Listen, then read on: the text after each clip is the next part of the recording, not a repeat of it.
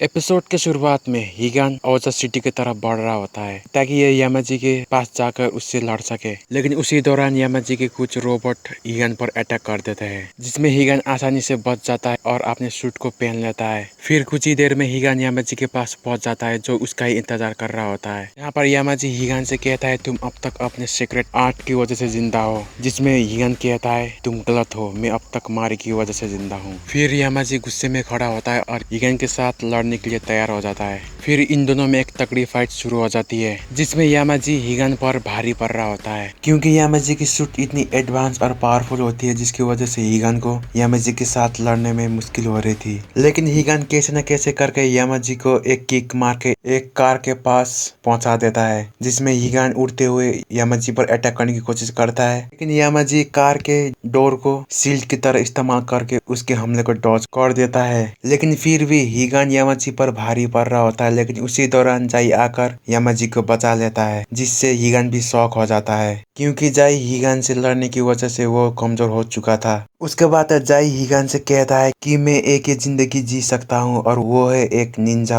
होकर। फिर जाई और यामाजी मिलकर हीगान पर एक साथ अटैक करना स्टार्ट कर देते हैं, जिसमें हीगान को और भी ज्यादा लड़ने में मुश्किल हो जाती है। लेकिन उसी दौरान यामाजी हीगान पर अपने सीक्रेट आर्ट का इस्तेमाल करता है, जिसका नाम है गॉड विल, जिससे हीगान को पुरानी बातें याद आने लगती है और वो घबराने लगता है, क्योंकि हीगान एक निंजा होने के बाद भी वो अपने बच्चे और अपनी बीवी को बचा नहीं सका, जिसकी वजह से उसको ये बात अंदर ही अंदर खाई जा रही थी। लेकिन उसी दौरान यामाजी भी हीगान के सपने में पहुंच जाता है और उसको मारने की कोशिश करता है, लेकिन जाई बीच में आकर हीगान को बचा लेता है, जिसमें यामाजी जाई के एक हाथ को काट देता है, जिसमें हीगान भी अपने बुरे यादों से बाहर आ जाता है, जहाँ पर उसे पता चलता है कि जाई ने उसकी मदद की है। फिर यामाजी जाई को एक मुक्का मार कर दूर फेंक देता है और अपने सूट को अपने पावर बूस्टर की मदद से और भी शक्तिशाली बना लेता है। फिर हीगान और जाई पर हमला करके उन दोनों को जमीन के नीचे गिरा देता है, जहाँ पर ये दोनों एक रिएक्टर के पास पहुंच जाते हैं, जो ओजा कंपनी ने छुपा के रखा था। लेकिन उसी दौरान यामाजी रिएक्टर के ऊपर जंप मार देता है और रिएक्टर के सारे ऊर्जा को अपने सूट में खींचने लगता है, जिससे यामाजी और भी शक्तिशाली हो जाता है। पहले तो यामाजी हीगान पर बिजली की रफ्तार से अटैक करना स्टार्ट कर देता है, जिसमें ये हीगान को बहुत ज्यादा जख्मी कर देता है, और उसी दौरान हीगान से कहता है कि तुम्हें निंजा होने का कोई हक नहीं है, और ये कहकर हीगान के अंदर अपने तलवार को घुसा देता है, जिससे हीगान हिल भी नहीं पाता। जहाँ पर हीगान मारी के साथ बिताया हुआ पलों को याद करने लगता है। हीगान मारी से कहता है, अब मेरा अंत आ चुका है, जिसमें मारी हीगान से कहती है कि तुम अभी हार मान नहीं सकते। उसके बाद सीन फिर से प्रेजेंट में आ जाती है, जहाँ पर यामाजी सारे रिएक्टर के पावर को एब्जॉर्ब कर रहा होता है। लेकिन उसी दौरान हीगान खड़ा हो जाता है, जिसमें हीगान की सूट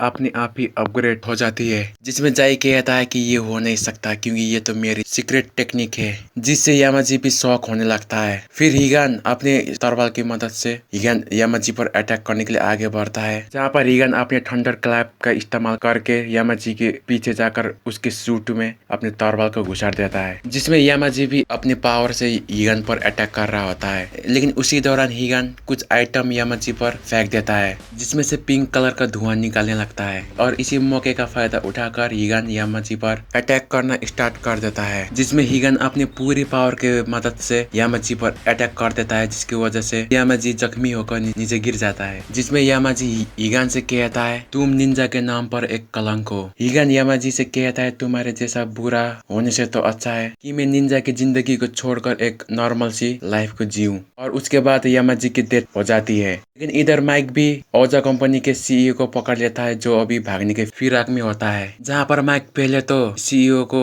बहुत बुरी तरह मारता है, क्योंकि उसकी वजह से उसके बहुत सारे दोस्त पहले ही मर चुके थे। सीईओ को बुरी तरह मारने के बाद माइक उसको पुलिस के हवाले कर देता है। लेकिन इधर जाई खुद को मारने वाला होता है, लेकिन हीगान बीच में आकर उसको बचा लेता है, जिसमें जाई कहता है कि मुझे निंजा होने का कोई हक नहीं है। फिर हीगान कहता है कि अभी इधर कोई भी निंजा नहीं है, और इसके साथ ही साथ ये लास्ट एपिसोड भी यहीं पर खत्म हो जाती है। आई होप आप सभी को ये एपिसोड अच्छा लगा होगा। मिलते हैं अगले वीडियो में।